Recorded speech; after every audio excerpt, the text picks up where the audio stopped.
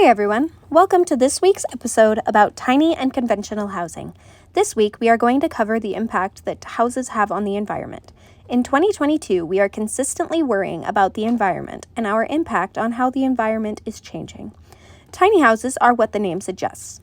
They are small, minimalistic builds that require less space and building material than an average-size home.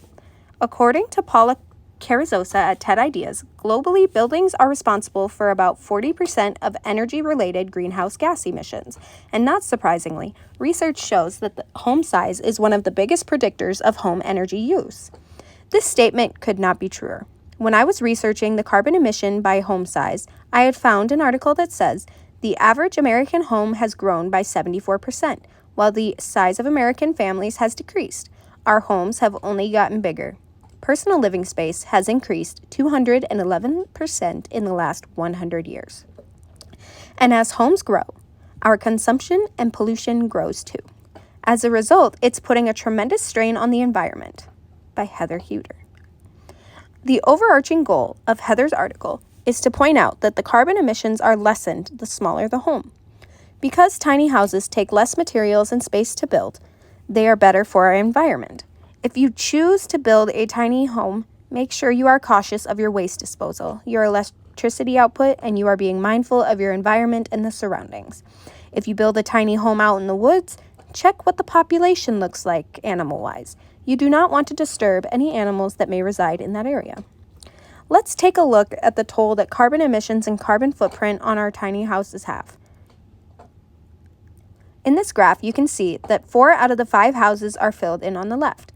This small graph is showing us that 80% of our emissions are indirect and direct.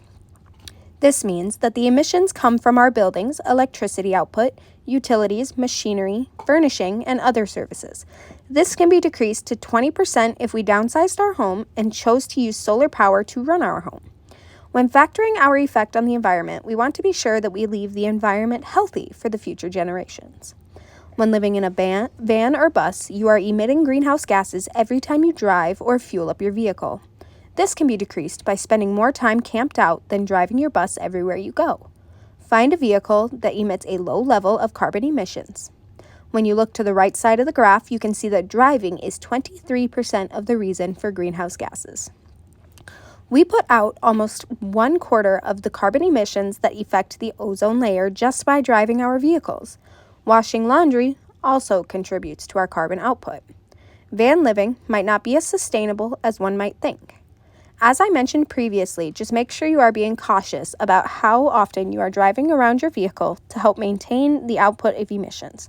Again, and I cannot stress this enough, we need to be careful on how much we are driving and try to use environmentally friendly materials when building our homes. The information in this episode was brought to you by Outside Online and PBS. Thank you for listening, assuming you made it to the end without falling asleep.